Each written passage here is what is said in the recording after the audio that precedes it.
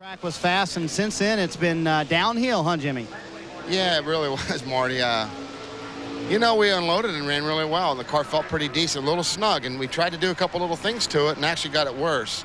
And then on our qualifying attempt, it really didn't feel too good. So now, you know, you get one lap here on a new set of tires. The second lap's a couple tenths slower, and it's just typical Darlington. So if you have a good balanced race car, you have a heck of a lap, and that's what Jeremy and Rusty had, and Kenny just ran a good lap. So that's the key. Hopefully the Kmart car's balanced and we'll run good. Benny, that ice cream looked good. Yeah. Real quick, you got some good news for us. You tried the Hutchins device Monday and Tuesday, and? I'm going to use it, everybody. So there you go. Tony's going to use it, too, I think. And, you know, it's something that I guess it's a shame what happened to Dale Earnhardt, but this is something we're learning from him. All right, guys, he will wear it on Sunday, and Tony Stewart considering wearing it on Sunday. To Liz Allison. Dale Jr., you're 14th quickest on the track right now, and you're one of the few people that has actually picked your speed up from practice this morning. What do you think for Sunday? Ain't no telling. We haven't really run that good here in the Cup car. We ran good here in Busch car, but we just got to get the car where it'll run good on long runs. I really don't care how it runs on brand new tires, just as long as we can kind of run good on long runs and, you know, keep some of the tire underneath the car. But we got to work on our shocks or something to get the tires to last a little bit longer. Dale Jr. will get it straight for Sunday. Alan? Wait a minute. A rookie's not supposed to go this fast at Darlington. How about that? That was a great lap. Wow. Kurt Busch ran a great lap there. I guess he found out where that car wanted to run. No kidding, 168 miles an hour. Maybe he just doesn't know any better. That's a good thing. You know, I mean, qualifying was fogged out in the spring. His first Winston Cup qualifying lap here at Darlington, he just didn't know any better. Well, he did it right, whatever he did. It's a green flag for Casey Atwood. Marty, how about Kurt Busch? Well, yeah, speaking about that, guys, remember when we interviewed him, he sounded a little bit nervous. I really thought he was nervous. His voice sounded a little shaky, and I'm not cutting him down. I'd be nervous before I qualified at Darlington, but I think he thought he had a chance to win this pole. Well, he was 7th fastest in practice. He sure has pulled it off. That'll be terrific. Here's Casey Atwood. A little different paint job on his car this weekend.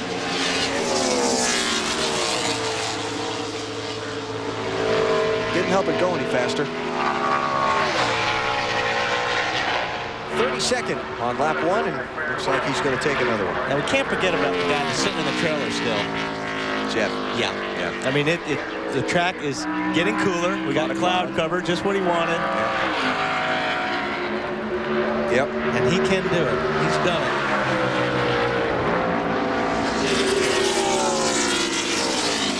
Casey picked up a little bit on lap 2. Couple of tenths. Wow. Hey, BP, how about it with Kurt Busch? Hey, Kurt. Evidently, this place does not intimidate you, huh? Hey, BP. It's a wonderful place. It's a nice place with fresh tires, but it's just a bear with old tires. So if we've ever seen lead dropped in a swimming pool, that's probably what'll happen to us during the race. But this will be a great place to start and hopefully work on what we did. Hey, you only ran a couple laps. Sound like you're out of breath. I don't know how you're supposed to hold your breath for 30 whatever seconds flat, but that's what it seems like you do in qualifying. But just a wonderful job. We really sat down hard after our test at Kansas. You wouldn't have thought much would have applied here, but it will in qualifying because it's just hang it out, let it fly, and hopefully it'll stick. I'm just proud of the Sharpie Rubbermaid car, the way it acted, and the way we turned our qualifying wheel around a little bit. You know, up until about 20 years ago, a rookie could not qualify on the first day here. He had to wait till the second day. Hopefully now that it's just one day, we've only got one chance to do it.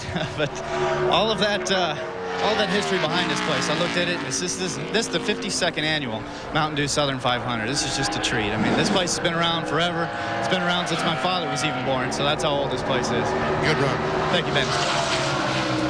5 drivers have won their first ever Winston Cup Bud Pole Award here. And Kurt Busch in position to try and become the 6th, but he's got a couple of guys still to run with pretty fast race cars. But regardless, that's still still great. He's got a great starting spot. And nice to hear that a guy, I mean, Kurt Busch grew up in Las Vegas. Nice to hear that a guy that's not from the Southeast has an understanding of this track's place in history and what it means to the sport. You know, I mean, it's good to hear from Kurt. 32nd fastest for Hut Strickland. Tony Donleavy's car, there you see the numbers on him. 38 of 45 drivers have gone. Jimmy Spencer when we come back. And Spencer on the track finishing his Bud Pole qualifying run. Just took one of the 2 laps. Not a bad effort there for Spencer. 13th out of 39. 5 cars to go. Jeff Gordon at the end of the line. He's going to be the last one to run. How about it, Marty? Can he beat Kurt Busch? Well, let's walk with Jeff Gordon. And how about that lap that kid put down? Isn't he supposed to be intimidated by this place, Jeff? Well, we watched him drive in here in the one. He drove her down in there, and he got back in the gas quick, you know, and that's what it takes. You got to really not be intimidated by this place. He obviously made a good lap, so maybe the track's getting a little bit better. Maybe we can make a good lap out there, too. Yeah, but you're getting to be an old man at 30 and all. Can you hold your breath for that long? Only for 1 lap, not 2. All right, Jeff Gordon, going to give him a shot. He was pretty good in practice, guys. 11th fastest in practice was Jeff Gordon.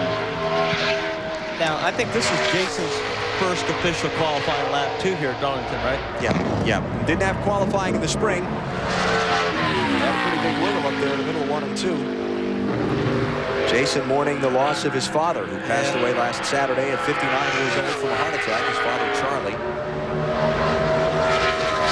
And he got loose on both ends, it looked like, on that lap. Not fast enough to make the cut on time.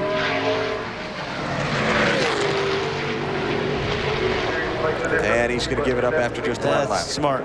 Doesn't get any better if it's loose the first lap to the second lap.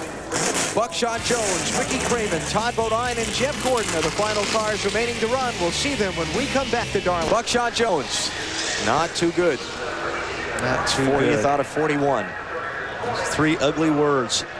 Falling back onto the list of those hoping for a provisional spot to get into the Southern 500. 3 cars to go. And Ricky Craven is on his warm-up lap now. Don't forget to cast your vote in our Weber's War Wagon poll. The most memorable Southern 500 victory. 6 or 7 really solid choices to pick from. Vote at NASCAR.com.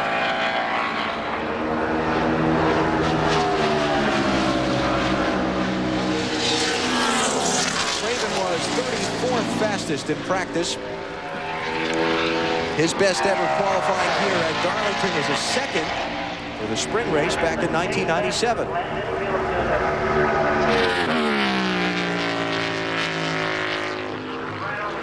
There's our TNT pace chase. He's in the red.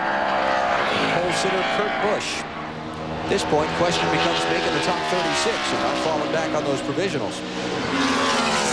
Hey, how about that? Good lap.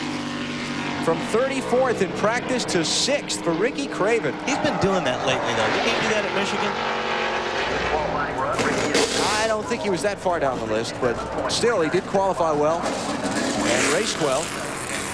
And like I talked about at the top of the show, with rare exception, want a chance to win, got to start up in one of those first 5 rows on this grid. Todd Bodine heading out onto the track now. Got some good guys, too, that are not in those first 5 spots. Ken Schrader, Mark Martin, rather, is 12th.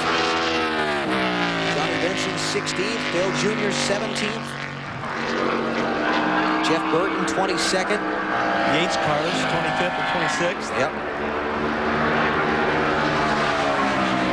Tony Stewart, back 31st. Think Kurt Busch is nervous watching? 2 cars to go? Yes, because one of them's a 24. Get a slide there off a 2 for Todd. Well, 66 knows how to qualify, too. Todd's a good qualifier. Yeah, sure is.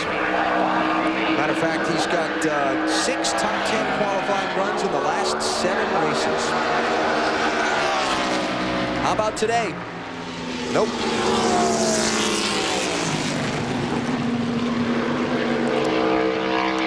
Pretty far down the list. And looks like Todd's going to call it quits after 1 lap. So, it comes down to this. This is drama. There you go. Jeff Gordon says he can only hold his breath for 1 lap. Well, 1 lap. It's going to be either he or Kurt Busch on the Bud Pole for the Mountain Dew Southern 500. Gordon was 11th fastest in practice, certainly within range. His lap was a 9:52. He's basically got to pick up 0.3 of a second here in qualifying. Clouds have come over. It's a little bit cooler outside. Conditions are good. Here we go.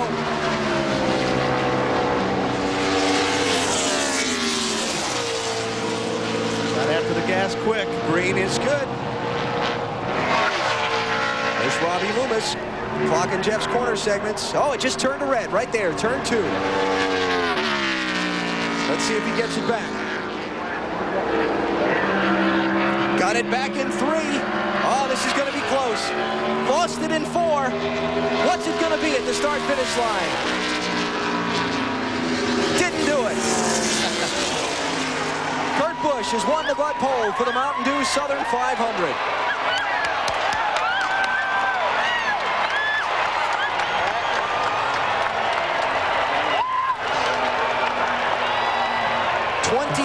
.1,000ths of a second is the margin that Kurt Busch has won the Bud Pole by, Marty. That's pretty tight, 23 1,000ths of a second. He was beating you in 1 and 2. He lost it down here in 3. That was an anxious lap for you, I know.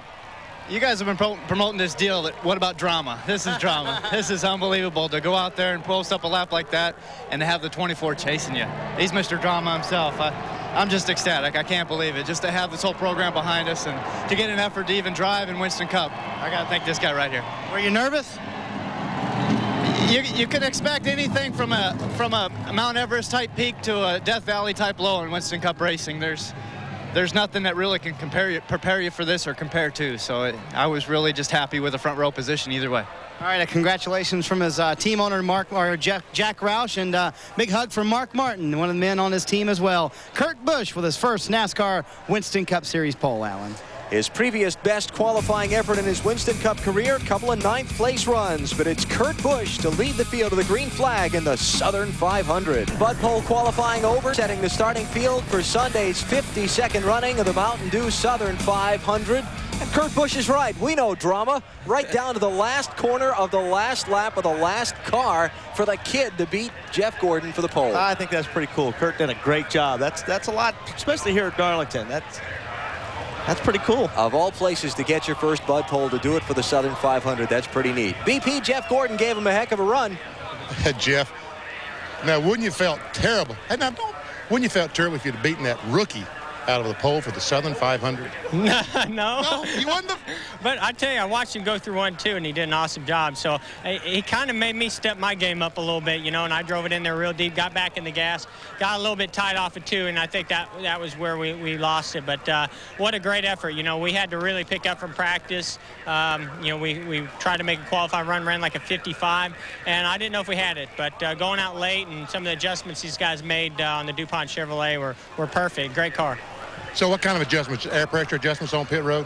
No. I mean, we did a little bit of air pressure, but really we did some things to really free the car up. I was real tight in practice and should have gone further. I got tight off of 2, and we could have gone a little further. But I'll take a 28 and outside front row. I'll take that.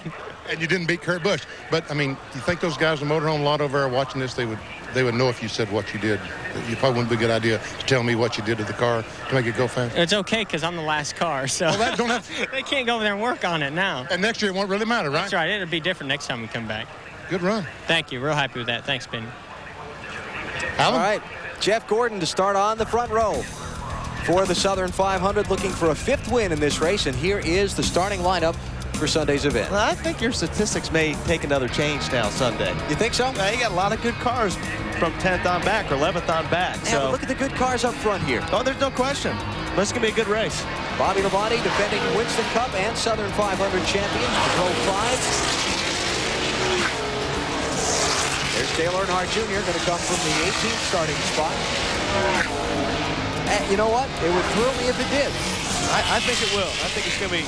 I think you're going to see a lot of shuffling from front to back there, especially till the first pit stop. 12th row for Jeff Burton.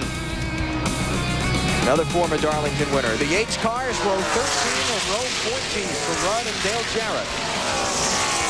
And you can see in the background and probably hear, NASCAR Busch Series Happy Hour has just gotten underway. For tomorrow's running of the South Carolina 200 presented by Applebee's. Tony Stewart, Steve Park from row 17. And the final cars to get in on time. The 18th row, and now we look at Ward Burton And the others who got in on provisional starting spots for Sunday's race, the two drivers who failed to qualify, Andy Houston and Dave Marcus. There they are. Let's go back to the garage at Marty. Well, I'm standing here with Benny, and Well, I mean, I got to ask you, Marty. It's been a long time since I've